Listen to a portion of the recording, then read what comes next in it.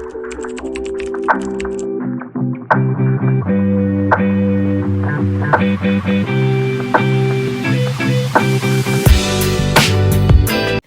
my loves. Welcome or welcome back to my channel, Bookalicious. I'm very excited for today's video. At first, I wasn't even going to do like a November reading wrap up. I was going to just combine it with my December reading wrap up, but I decided to do one anyway and keep the months separate for this time. And I'm very excited to talk about all the books I read. I read technically 10 books, but really just a lot of novellas. I read 6 novellas and 4 full books.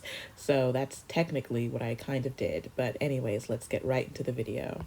The very first book that I picked up was Part of Your World by Abby Jimenez, and I gave this 5 stars. Did not expect to love it as much as I did. It's not like the best romance book I've read in my entire life, and I don't think about it every single day.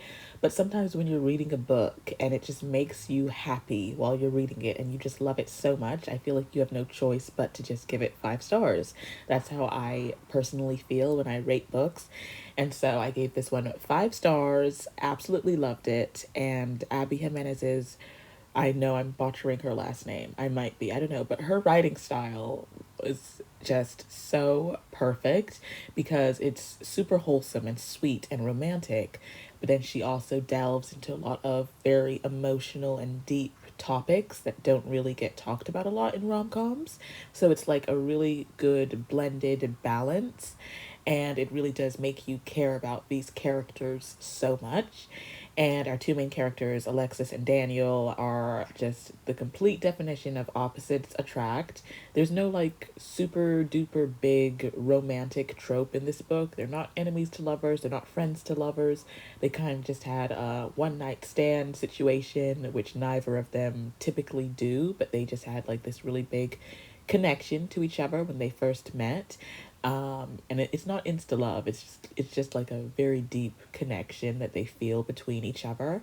And she's a city girl. She's a doctor. He is the mayor of this very small town, and so they're very different, but they never judge each other's lifestyles, and they kind of just blend their lifestyles together, which is just so beautiful. And I just really had the best time reading this book. And I feel like there's a little drop of magical realism in this book as well. Like it's very subtle, but it's there, and that was so much fun to read about as well. And I just loved it so much, and I totally recommend this one. It was so adorable. The next book I picked up was The 7 Year Slip by Ashley Poston, who is a very popular romance author. She's very popular for including a very heavy dosage of magical realism into her romance books, which I think is very fun to put like a very unique spin on your romance books. And this book was so hyped up. Like, I can't remember when it came out. It either came out late last year or early this year, but it was very hyped up for the longest time. Everyone was giving it 5 stars or 6 stars or just saying it was their favorite book in the entire world. And I gave it 3 stars, which I felt a little bit bad about doing, but it was just how I felt. I don't remember much about the characters. It wasn't that I disliked the characters. I definitely liked the love interest more than the main character. I didn't dislike her per se, but I just couldn't connect with her. Like, she felt very closed off to me. I just couldn't connect with her as a person. And then I just didn't really care about the romance as it was happening, and it just wasn't my favorite thing. And I will say, please do not read this book if you are like hungry or feeling like you want to have a snack at midnight or something, because food is talked about so much in this book. I think I was more interested in learning about the different types of food that was being cooked than the actual romance that was happening. And there are some cute moments. It's a very short, just fluffy rom com. It's not even a bad book at all. It's just, to me, it was very basic and just very forgettable. There was nothing memorable in this to me. And that's just how I felt about it. But I wouldn't highly recommend this, but if you like just very short, quick, breezy rom-coms, and if you like having a dose of magical realism in your romance books, then I would recommend this to you. But otherwise, I would say that there's absolutely no harm in skipping this book. The next book I picked up was I Hate You, Fuller James, and this was pretty cute. I gave it 4 stars, not like a super memorable book either, but I'm a sucker for good YA romance. They're so wholesome and cute and fluffy. This is a very short book. It's like under 300 pages. So if you are looking for short books to read to complete your Goodreads reading goal before 2025, then I would definitely recommend that you add this one to your list. This book is basically about this young girl named Ren and her nemesis, Fuller James, and they've just never really gotten along, and they're just very, very different. She's very studious and smart, and he's this athlete, and eventually she actually has to tutor him to help him get his grades up, and they just start to connect and learn more about each other, and that's kind of where the story takes off. And it was very cute. It was very adorable, and I just, again, I love YA romances. Is this one super duper memorable? No, but I still had such a fun time just reading this book, and it hit so hard while reading this, listening to rom-com playlists. That was super fun. I love listening to music while I read now. It's like my favorite thing ever. And this was just cute. I really liked them together. I love a good opposites attract. I love like a nerdy girl and popular guy getting together. And that was really adorable. So yeah, I would totally recommend that you try this book. The next book I picked up was Archer's Voice. I loved this book so much. I'm going to try not to talk too much about this book because if I do, then we'll just be here for hours and hours and hours and hours, and you get the idea. But I gave this 6 stars. I have not given a romance book 6 stars in a very long time. I think the last romance book I gave 6 stars to was Better Than the Movies last year in April. And I don't typically give out 6 star reads to romance books. I typically save my 6 star ratings for fantasy books and romantasy books and dystopian and all that stuff because I feel like more effort goes into those books. But this book just made me so happy. You know, a book is good when you finish it and then you keep on just rereading chapters and just re skimming through the book like once you're done with it because you just can't get it out of your head and you need to just go back to those characters, and it's kind of just like a comfort blanket to you. And I have to thank Alexa Ray, one of my very favorite booktubers in the entire world, because she always mentions this book and I know it's one of her all-time favorite romance books, and I trust her recommendations so much. And I really wanted to read this book because she's recommended it a bunch. And it was so perfect. It's the most perfect small town romance I think I've read in my entire life. Well, definitely that I've read in my entire life. And it works so well because it's wholesome and adorable, but then the small town also just adds to the plot of the characters, especially kind of like to the trauma of our male main character, Archer, and just what he's had to go through. And I'm going to just give a very quick summary because I think it's very fun to go into this book just not knowing too much at all. But it basically follows our main character, Bree Prescott. I love this woman, by the way. She is probably my favorite FMC in a romance book. She didn't play games. She knew what she wanted. She was amazing. But basically, she's had something very traumatic happen to her. And so she's taking some time off, heading to this small town to just have like a reset and just figure out what she wants to do. And she bumps into this town loner named Archer Hale, and he cannot speak. And so they have a very adorable, very memorable meet cute. And their relationship really just progresses. Again, this is another like romance book that doesn't have like a super big trope. Like there's no enemies to lovers, there's no like big friends to lovers or rivals to lovers or anything like that. It's just it feels very just natural the way that their relationship blossomed. And I love Archer Hale so much. We must protect that man at all costs. I love him. He is one of my new top favorite book boyfriends ever.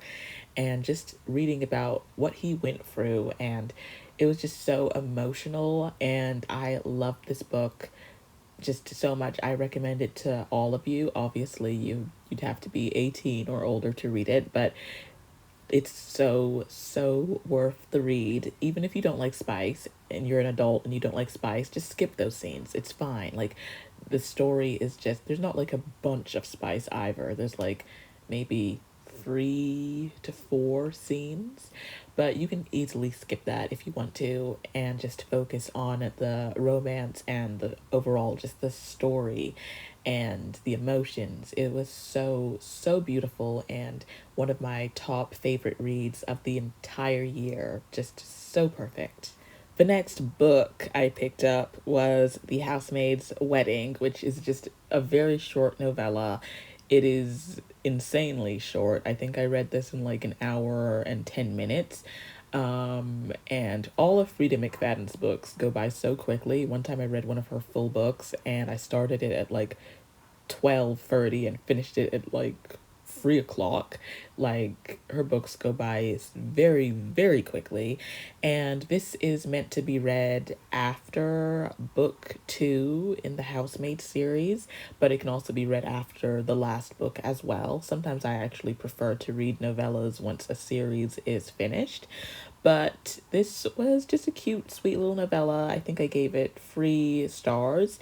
And there's just nothing, really there with it, like no substance. It was just there. It was just cute. If you really like these characters and you really like the series, or if you're like me and you just want a very short book to add to your Goodreads reading goal, then pick this book up. But it's just the wedding between, I don't want to give anything away actually if you haven't read The Housemaid, but our main character from the Housemaid series is getting married, and there's some drama, some danger, potential danger that's unfolding on her wedding day. And I know a lot of people really did not like this novella, which I totally understand because there's just not like any twists or turns. It's just very predictable, very to the point, and it's really something that didn't even need to be written. But it was still a fun time. It was just short and sweet, and yeah. So that was my thoughts on The Housemaid's Wedding, and I do recommend this one, but it's not a must read. Then I read Cruel Winter with You by Miss Allie Hazelwood. This is book 1 or novella 1 in the Under the Mistletoe Christmas romance collection, which is something that I guess Amazon is doing now, which I do think is a very fun idea. I will say I totally enjoyed the Valentine's Day collection that they did in February so much more. But this is novella number 1. They're not connected, so you can totally read one of them or none of them or all of them. It doesn't matter. But this is the first one in that little collection, and it was it was not my favorite thing. I think I gave this 2.5 stars on Goodreads, and the guy was kind of a creep. He seemed like super obsessive, and I'm just gonna say it. I hate the way Allie Hazelwood writes smut. I hate it so much. Her smut definitely gives me the ick. I don't like it at all. This isn't like a super smutty book. There's like one scene near the end, and it was just icky to me. I don't like the way she writes smut. But I knew I wasn't gonna like this because it starts off with the female main character being like 2 or 3 years old, and she meets the love interest when he's a baby. So I knew I wasn't gonna love that aspect of it. Like, age gap is totally fine, but I don't need a rom-com to start off with the female main character meeting her love interest when he's a literal baby. I don't need that. that gives me the ick. It just does. And he was very obsessive, and just some of the things he said was supposed to just be super romantic, but it just, I didn't see it that way at all. I didn't dislike the FMC, but she was just very basic, which I can't judge her for being like a basic character because it's a very short novella. Like, obviously, we're not going to get like a bunch of fleshed out characters, but still, it was just very, just weird. But yeah, it was not my favorite one, but it was actually probably one of the better novellas considering some of the other ones in this collection that we're about to talk about. Then I read Merry Ever After by Tessa Bailey, and I gave this 2.5 stars as well. And I remember putting on my Goodreads reading progress, I was like, this is Christmas. It's just Christmas smut, essentially, but we all know that's what Tessa Bailey is known for. I think she's credited as the Michelangelo of writing smut. I don't love Tessa Bailey's smut, but you know, I understand why some people do, and it's just basically like this small town single mom trope, and she meets this guy in the small town, and he's obsessed with her, and they become a little family, and they have a lot of fun along the way. It's just a very, very horny Christmas novella. Nothing super special, but it was still a fun read. I actually, even though I rated it the same way as the Ali Hazelwood novella, I actually probably did prefer this one just a little bit more, just because the writing style was a little bit more fun, and because, they didn't meet each other when she was 3 years old and he was newborn, so it had that going for it. So yeah, I actually did like this one a little bit better than the Ali Hazelwood one, but I stand by my 2.5 rating. The third book in this little novella collection was All by My Elf by Olivia Dade, and I gave this one 2 stars. This is generous too. This is super generous because it was just a dumpster fire. It really was, and I feel so bad for saying that. I'm the Grinch. I'm the Grinch now, basically. But it was just really just bad. But in any case, it's basically about these two professors who get stranded somewhere, and you can see that I totally remember every single detail about this.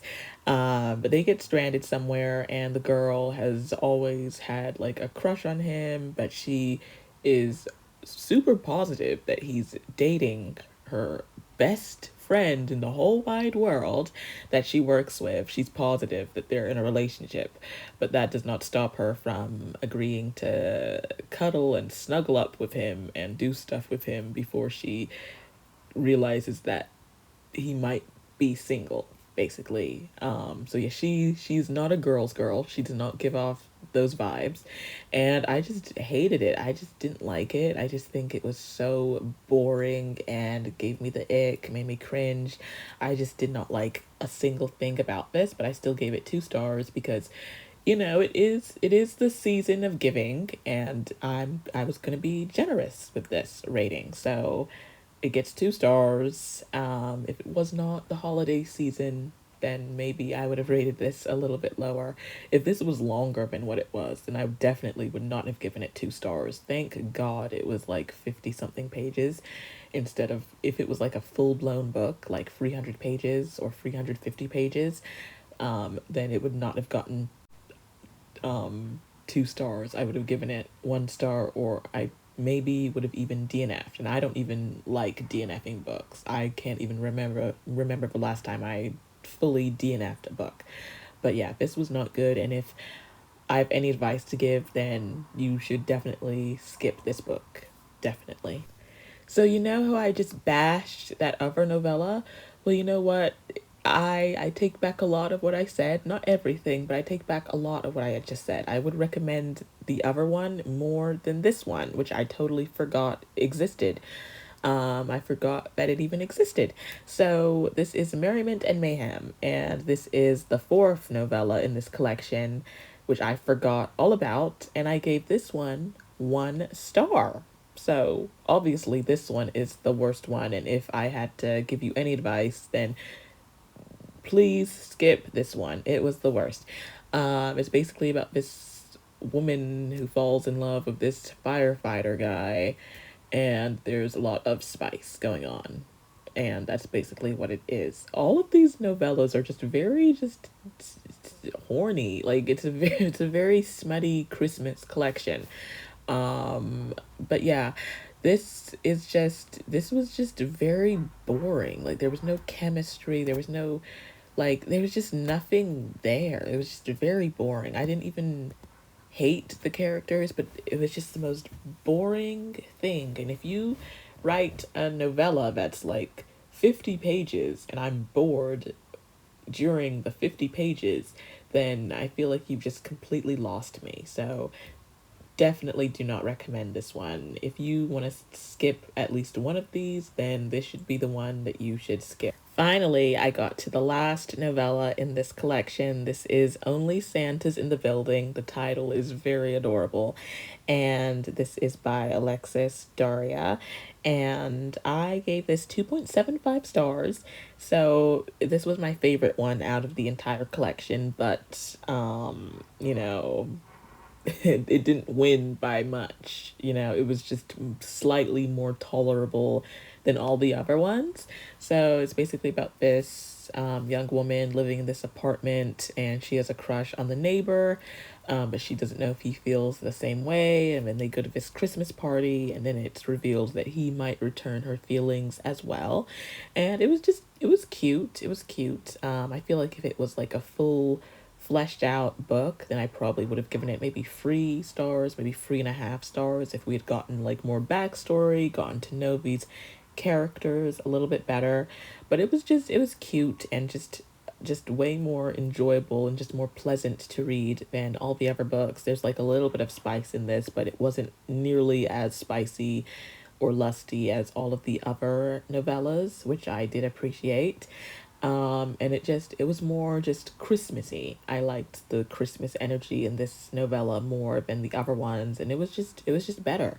So if I had to recommend one of these books, if even if you don't like Christmas books, but you just want to read like one very short Christmassy themed book to just say that you did read one Christmas book in the month of December, then I would recommend this one. You can skip all the other ones and just go straight to this one.